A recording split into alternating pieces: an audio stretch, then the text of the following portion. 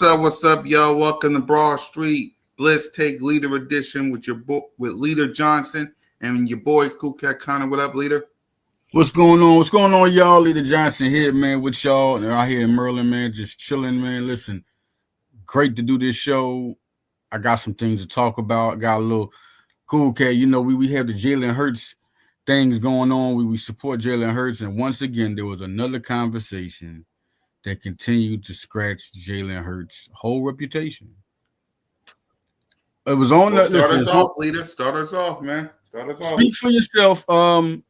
It's a show with Joy Taylor, Keyshawn Johnson, and Paul Pierce, and TJ Humanzada comes on there sometime between the facility and Speak for Yourself. And they were sitting there and they were talking about top 5 quarterbacks. So they go through the list, right? And Randy Moss named 4. That was the whole subject. He named 4 of them. And so they were like, who's the top 5? He didn't name Jalen Hurts in the top 4.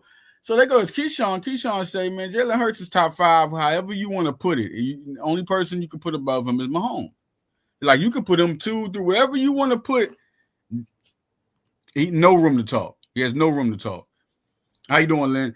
And I'm talking about every time they bring up Jalen Hurts, right? They have nothing to say. It's like, how are you defending this subject, right? So TJ Humanzada says, well, Jalen Hurts, he picks the guy he picks above him is like Jordan Love. He said Jalen Hurts' team. It's the team he has, and this and that, like the team, right? So I'm saying, okay, let's dead this team thing. Let's talk about this team thing. They say, right? No, not just team. Oh, no, because I just did a video on it a couple of minutes ago. It ain't just team that they talking about when it comes to Jalen freaking Hurts. Oh, no. It's super team. It's super team. The thing about that is, if you are a bad quarterback, you're going to fail regardless. You're not going to get there regardless of who you are. We can go down the line of many quarterbacks who've had good teams. I remember Warren Moon back in the Houston Oilers days. Jim Kelly could never get over the Super Bowl hump. That's just getting there. There's so many quarterbacks that have not even gotten to the Super Bowl. So then we're talking about, okay, you're talking about the team, right? You're talking about a player, right? All the guys they say it's over Jalen Hurts. From Josh Allen to Lamar Jackson, they've all had teams that can make it to the Super Bowl. And Jalen Hurts wasn't in their way. Jalen Hurts is in the NFC. What other guy you put in the butt? So how come they can't get to that hump? What's with Josh Allen? Lamar Jackson was there. Did he get it? How many times has he been there? Jalen Hurts has been there twice. So if this team is that good, we win in every game. I'm just saying realistically, at least we're not losing no more than one game, right? The best team. Nobody can match them. Only one team can beat Kansas City. What does that say about Jalen? Each time, right? Each time. Jalen Hurts is 2-2 versus Patrick Mahomes. He lost to Patrick Mahomes here in Philly in 2021. He beat Patrick Mahomes in Arrowhead in 2023.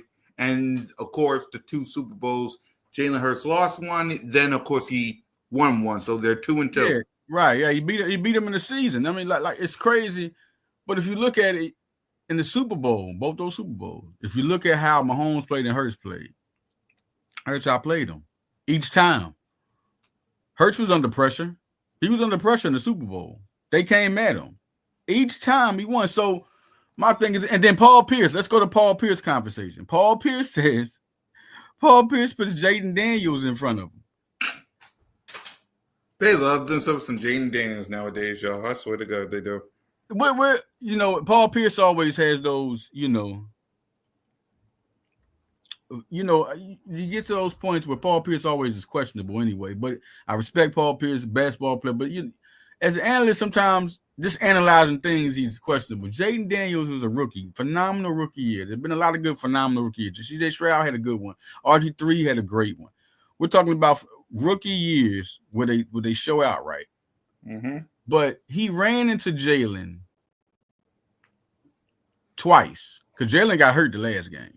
Yep. Before the NFC Championship. Right. He ran into Jalen 3 times. The last one was it makes you forget about. We know he's a rookie. See, he had a great season where you was like, man, he's doing so good for a rookie, like the vet type of status. You're giving him the veteran mind. But when he went against Jalen and Philly in that conference championship, it lets you know, oh, he is a rookie. He is a rookie. Jalen completely on the ground and with his arm outplayed Jaden Daniels. It was like a teaching lesson. It was like a lesson. Let me teach you something real quick. I don't know what to say, but I just feel like some people are a little. If you doubted him, you can't know more because facts always remain. The opinions are for everybody. They're great, right? Opinions are so great. It puts everybody in the conversation. But the fact always remains. You can't call him not an elite quarterback because look what he's done. Right. So many people have had good teams and they have just not gotten there. The coaches, they was like Spagnuolo was going to get to, Barkley, and then, when Jalen gets the time to do it, for the game to be on him, he won't be able to do it. Well, the Super Bowl says different. I mean, it's nothing you can say. Jalen's going to have to. He's going to be one of those guys where the whole game respects him when the game is over. When you look at his attributes and what he's done as a player from college, from high school, really, he's always played with different coordinators since high school. It's not even been college. It's been since high school. He's played with different coordinators. He has his dad around him, and he always answers the pressure. I think he answers the pressure in the most direct way because it's the way that we want to do it, but we don't. We want to be that calm. We want to and then just perform, but we got to say a little something, Right. So I feel like on that point, going I really that one kind of because Jaden Daniels and Jordan Love. Talk about if you had Jordan Love with the Eagles, he would do the same thing. What? This is what TJ Humanzada said. What makes y'all not like him that much? When you say you go from Jaden Daniels, a rookie, to Jordan Love, saying these guys are just as good. He's played Jordan Love one-on-one. We did a schedule prediction. Remember Cool Cat? And I said Green Bay would be one of the teams. And I said Washington would be one of the teams to beat. But their record, they're the better quarterback. They're the better quarterback. That's, I don't know. I think this is a little crazy. I'm a big fan of the Eagles and Cowboys. I've already seen this guy. Lil G Griffin. He always does this. I'm a big fan of. Yeah, he always does that. Yep. But man, I don't know what, like, it's like the same thing. It's like the same thing over and over again with these people. It's like they say the exact same thing like parrots. Jane and Daniels better. It's like parrots, y'all. It's like a bunch of parrots that's talking and squawking, and you're like, shut up, and they still won't shut up. So at the end of the day, and it's like, and also when it comes to this super team that everybody's saying nowadays, why your organization can't do nothing about that? Like, if y'all mad that Jalen freaking Hurts, if y'all saying that Jalen freaking Hurts has this super team, that's fine. That's fun to talk about because super team. Okay, you know why that's so fun? Because they made that super team. They drafted everybody. It wasn't like the money was put up and they bought all these. That's where the super team originally came from in the NBA. You get all these guys together. No, Philadelphia drafted and developed their super team. So you're basically, if anybody who's saying that, if they're not Eagle fans, you're down in your organization. Yep. Because all they have to do is draft and develop. You don't have to have the money. You don't have to. This is simple. Like, this is, I'm sorry. When you say thank you to that super, Cool Cat, you say thank you. Super team, thank you. That's what they did. Look, everybody they got from the quarterback. They traded for A.J. Brown. A.J. Brown ain't go to no Super Bowl in Tennessee. Nope. Yeah, Devontae Smith was drafted. Dallas Goedert was drafted. Look at Reed Blankenship is a safety, undrafted. I'm just saying, like you're just giving kudos to Eagle fans on that one. One thing I wanted to the position this time I wanted to talk about. Yeah, go ahead. Let's talk about the position that you was talking about. Offensive line. I want to. This is a breakdown here. The offensive line to me is better this year after giving Stalin that extension. It seems like they want to make him happy because of what he's done. After last year, you just start saying, "Oh, listen, whoever you got, because anybody we throw at you, Stalin makes them serviceable for their time." Yep. Real good serviceable. Not like he gave up a couple of sacks and it was like, no, like he was adequate. No, they're actually, one of the best tack at their position for their time, at least for their time. Fred Johnson, Vitae, guys like that. Andre Dillard. Remember they was talking stuff about him. I actually believe we would have did something with Danny Watkins. We know that fireman. Anybody remember Danny Watkins? But it was you look at this team, right? Let's start from the starting five, who I believe is it this year. I don't think Becton was just too talented. He was already a top 10, draft pick. It wasn't like he wasn't talented. So it wasn't nothing to get that talent out of him at 6'8", playing guard. At this position, okay, Cam Jurgens. Let's talk about the success. Right. Once again, the super team. This guy was developed. Last year, he was a Pro Bowl alternate at guard and became one at center. People realized that he made the Pro Bowl in his career at two different positions because they had Kelsey. And he played guard while Kelsey was there. Then when Kelsey left, boom, he was there. So then you go, and this guy's rough. He's really like a dog. Like I mean, I was I didn't really think he was like beating people up like that. And I saw New Heights. Shout out to New Heights, Travis Kelsey and Jason Kelsey. Yep. They show, and they was, talking about Cam Jurgens. So, and they was showing, like, I started seeing like film, like he is a nasty individual. Like, okay. And he's he can come out the line of scrimmage. He's like Kelsey, he's athletic, he can run. Right. So he's something else. He's gonna be there for a long time. Going to the tackle position. Right. I'm just glad to go to Lane Johnson and Jordan Mailata. They are as good as it gets. Damn right it is. It's as good as it gets, man. And we're talking about, once again, the super team. Of course. Jordan Mailata was the 7th round pick of rugby. Yep. Came out of rugby, man. And then Lane Johnson was drafted number 4 overall in the draft. This man, Lane Johnson, can play with his balls hurting. Like, that right there gives you an encouragement in life. Like, this man, he's the best. Lane got to be the best. It's hard to say between both of them, but they're definitely 1-2. There's no question. You can put your tackles up, put Tunsil, put all them guys. Go ahead, go in the conversation with me. We're talking about what they have done. They both been to the Super Bowl twice. And they, not only that, you're looking at what they've done, the guys they've had behind them from Swift. They've all had 1,000-yard seasons. Swift didn't have one till he got there. Right. Sanders had one. So, and then Landon Dickerson. Ever since Landon Dickerson got there, he's got more upgraded. That's my favorite guy out the whole 5. I mean, he goes to war, man. He goes to war. Straight out of Bama. I mean, dude is good. And then who starts? Tyler Steen. Yes. I mean, he's been good though. Tyler Steen can play tackle or guard. He played at Oklahoma, then he played at Alabama. Transferred to Alabama. The guy was a tackle at first. Stalin saw him as a guard that could play guard, put him in training camp, and he earned the credit. So that's going to be good. Listen, Steen is like that. Last year, Stalin compared him to former Eagle, All-Pro Brandon Brooks. That was last year. But Becton was playing so good, he earned the spot. They was going back and forth. Man, I mean, Steen could have easily won that position, but this is how Becton, y'all don't understand how good that position, the battle was. This is how it was. It came down to like crunch time before they really named Becton. You didn't know Becton was the start of the game time. He was like, yo, okay, season opener, so Steen is ready, man. It's not like he's ready.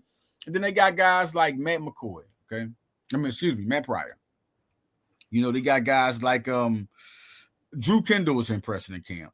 Cameron Williams, the draft pick, is impressing in camp. Miles Hinton. I didn't think both of them was going to impress in camp right now. I thought later on, boom, boom, but it's really starting to look good in camp. And you got guys like Mailata and them complimenting these guys in camp. Kendall Lamb. Kendall Lamb was another guy doing good in camp. a guy that they really see a lot in, they can really put a lot of that in. Yes, Steen's technique is real good. Steen's technique, very good player. Very good player. He's a guy that I think could be a Pro Bowler, man. Do you realize who you can compare them to? Brooks was the best guard in football. Won the 2017 Super Bowl. Best guard in football. Each time Brooks was that good, and he was able to retire early. He was like, all right, I'm done. And he's an Eagle, no good question. Right. I just really think you're looking at it now. What I emphasize the offensive line for is that's big for the running game. Right. I wanted to have a surprise go through because we're going to go through the running back position too. I want to compliment that. For one, we're going to talk next week about they had the 10 most dominant NFL seasons. We're going to put that. So Saquon was number 5. Yep. So there was a lot of good seasons. We're going to break those down. It's a video. Go on to YouTube, look at it. NFL Throwback is the channel. 10 most dominant seasons. They broke it down real good. And Saquon definitely was number 5, and he should have been. Some good seasons too. Real good seasons. But the running back position, one thing we're hearing about is that Saquon is, you don't hear it, but he's doing real good in camp. He's doing good. He's looking healthy. He's looking quick, fast. Somebody say he's more powerful than last year, which is very scary. So we're looking at that. And AJ Dillon, they say he's doing good, looking healthy. Right. I tell people about AJ Dillon, and it's one thing. AJ Dillon and Will Shipley. Okay, right. We've heard this. Some people have, like Chase Senior. Shout out to Chase Senior and the other Eagles Now chat. He was also on Blitz Tape one time. Chase Senior said Will Shipley, watch out for him. Listen, Will Shipley, good out of high school, 4.4 speed, can catch the ball, run, but let's just not be crazy. AJ Dillon was a second-round pick. AJ Dillon was a number 1 back in high school. I'm talking about Quadzilla is no joke. Right. And the power part. You know what I like the power part because I would miss the LeGarrette Blount situation. LeGarrette Blount was running the ball. You could not. That man, he was hard to tackle. He was great to watch. People were just bouncing off him like flies when he's with the Eagles. Right. You put AJ Dillon there, right? And you Wes Barkley. What's the best person to rest Barkley with? A power guy, a guy you got to hang off, a guy you got to bounce off of, just keep on. And the guy can run and he can catch the ball. People don't understand. Right. Philly's going to like him. And the pressure's not on him to be a number 1 back. They people are known to be healthy with Philly. Remember Swift used to get hurt? Yeah. Remember Barkley used to get hurt? Oh yeah. You know what I'm saying? Now we have Dillon here. That's the one guy I don't talk about. The big season out of him is going to be big because it's going to be real frustrating to try to stop Barkley. And you're going to try to stop Barkley, but you're trying to stop Dillon. You're going to try to stop Barkley all season. He goes through you, around you. He's powerful. He jumps over you, and then you get Dillon. That's going to be an X factor with this offensive line. The offensive line going to open up holes. It's going to be exciting to see. Now, Shipley, no, I don't lose no confidence in him. They're going to use him. Remember how they used 3 running backs in 2017? Yep. 3 running backs. They're going to do, Shipley's ready. It's his second season. He has experience. They're going to give him the ball. He's going to get some snaps, receiving and running. So, but the one position, I think Ford gets on the team because they talked about Avery Williams and they talked about let's talk about Keaton Robinson. Yeah, go ahead. I think the returning situation is something they're aiming for because they talk big on Avery Williams. They talk big on Avery Williams. So the coach been talking big about him. And then Keaton Robinson, what people don't know about him, he was a guy they signed recently. He was a draft pick. He really didn't have the type of career in college he's supposed to have, but he's so damn fast. Yes, he is. He got drafted and high, and he did real good in the combine. If you put him, and he can return in the NFL. That's the thing. Him and Avery Williams and Keaton Robinson, I think one of them are going to make the team. If you ask me, it's going to be 4 running backs. I think one of them are going to make the team because they're interested in a returner. They want to have Philadelphia's in this situation now. They're an elite team. They're a young team, right? So they want to work on having every position unstoppable. Every position, and that's the one position. I mean, Cooper did good, and Britton Covey did good returning punts. And who else? Who was Isaiah Rodgers? And those, they're doing good, but they want to have these guys be every year. It's not going to. They're not just going to throw a position away. Just like Ben Samarine, Ben Van Samarine. All right, they want him to play fullback. Right. This is This is real. They want him to play fullback. They want him to get to possession to play fullback. So, and they want that running game. Listen, they want Barkley to be protected. This is real. Like now into the season, they draft more offensive linemen. You got a guy, Pierce, the undrafted free agent. Another guy to watch out for, 6'8". That guy, like they're investing in the offensive line. They're investing in blocking. They got Harrison Bryant at tight end, who's a better blocker. Like Colin Granson's doing a better job. I'm hearing though. Mm-hmm. I'm hearing stuff about him. I ain't like, yeah, he's doing a good job in camp. Also, to talk about camp, once again, cool cat, Makuba. Mm-hmm. Makuba's getting like rave reviews from Devontae, and we'll just see what it is. I mean, the best man wins in camp in Eagles. You're gonna. It's not going to be like, oh, let's put him there to give him a chance. No, the best person wins. Devin White, that was the linebacker I was talking about. Yeah, Zach Bond beat out Devin White, the guy we had last year, number 5 pick overall with Tampa Bay, and Zach Bond came in camp and beat him. That was it. So the Eagles about best man win. Ain't nothing but beasts in camp. You ain't getting no guy we gonna put in here just because we feel like, okay, we gonna try this guy out. When he gets in there, he's the best guy. So the offensive line and looking at the running back situation, it's gonna be fun to see the Eagles offense with an experience of a Super Bowl right after. This is gonna be a real fun season, and I just don't think the Cowboys stand it. Listen to me, Cowboy fans. I don't think they really stand a chance against the Eagles. And I'm gonna give y'all, they will compete for the playoffs. This is no question. Let me be real. Dak Prescott's a productive quarterback. Micah Parsons is a dominating player. I think they have a better defense than offense. They have a better defense than offense, and getting Pickens helps Dak out. But Dak had Lamb and Cooper. Okay, I'm just saying that was that team right there when they had Lamb and Cooper was the best team that Dak ever had. And that was the time when the Eagles was trying to make, that was y'all time to win a Super Bowl. I'm sorry. I'm sorry. I'm just saying.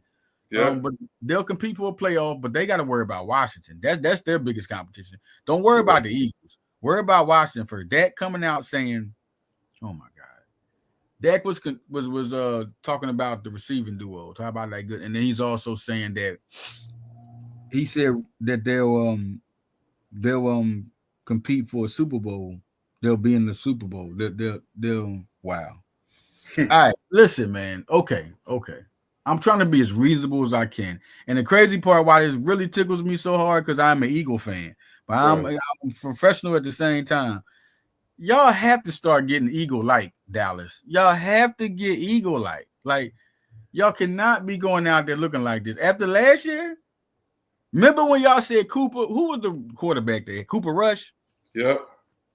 Remember, they was like really hyping him up the year before. This was 2023 when we had one of our worst seasons, right? Worst, or quote unquote, 11-6 worst seasons, right? Right. How's Cooper Rush? Now everybody wasn't talking about it. Now y'all come in there, he gets his time to do it again. He doesn't do it. But our backups beat you.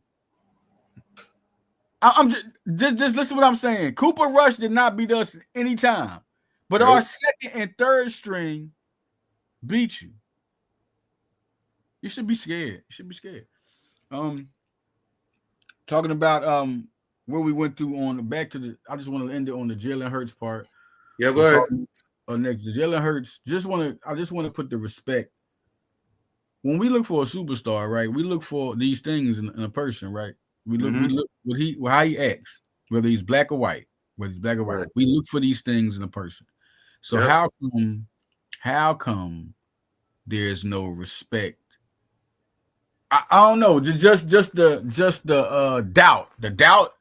And then there's no, what do you argue? Like, you have to have something to put up there for doubt. If he had no Super Bowl win, okay, we could be having this conversation, okay? We could be, if we didn't make the playoffs, shit, it'd be over. Yep. in Philly, it would have been over. It'd have been over. But it'd have been different. It'd have been different in the other, but Philly, no. But if he didn't win the Super Bowl, right? If he didn't, remember when they was talking bad about him? If he didn't, and every time y'all said something about him before the Steeler game, he answered it. before, even after the Super Bowl. Remember the playoff win? They went against St. Louis, and he got criticized. Oh, Jalen hurt. This man got up hurt. You ain't see him go. He was getting up hurt in the snow. Yep.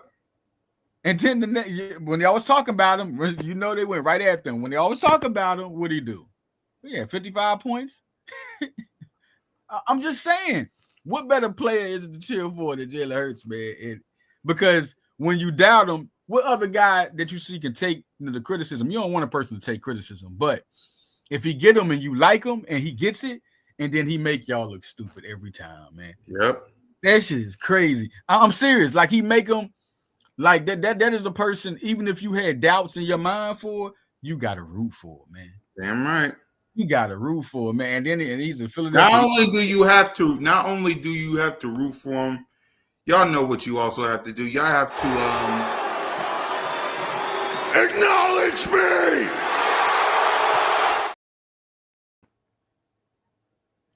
I go to Lynn said Barkley was getting hurt because MetLife turf is Vet Stadium level. Oh my God. Yeah. It was that bad. Oh, and Vet Stadium was, oh man, that's why Cunningham was getting hurt, man. Right. Cunningham couldn't get hurt every year, man. There's no way and I know it's a little stretch, but if he ain't play, if we had Lincoln Financial and Cunningham played at Lincoln Financial, we had a damn Super Bowl. Get out of here, man. Damn right. Man, that Super Bowl. Around that time, Fred Barnett, Calvin Williams, Key Jackson, that was enough the way Cunningham was playing. That was enough. That was enough. And then the defense, that's self-explanatory. Do your homework if you don't know what the defense he had. Exactly. Crazy. Yeah, that was big. Just looking at some of the comments, man. Just the red shirt 2 seasons to learn football before he played. Yeah. Yeah. Man, that's a little. That's how you know Stoutland is. Come on, man. He's a rugby player. That sport don't look. I mean, maybe because he's running with the ball, but he don't have to. He has to play offensive line. You got to push people to your size or more athletic than you. So that was a great game. That was great. Exactly. So that's all we got, right, leader? Yeah, I said we got. Listen, next week we're gonna talk more about the wide receiver position. There's guys coming up in camp. There's guys that are talking about, and also next week we're gonna talk more about camp, the guys coming in, coming out, and I have it's the kickoff next week. Sorry to interrupt you, leader. Next week we're kicking off training camp week. We'll be kicking off training camp week, so we're previewing and counting down everything, starting with leader edition. So be prepared. Next week we're counting down 1 o'clock. 1 o'clock. Let's go. So for leader and your boy Fly Equals Fly, I'll be going to open practice. The 10th. So make sure y'all tap in for that. Fly Equals Fly. Go Birds. I gotta get ready for work. So enjoy y'all day and good day, man. Do your thing. We out, man. Peace.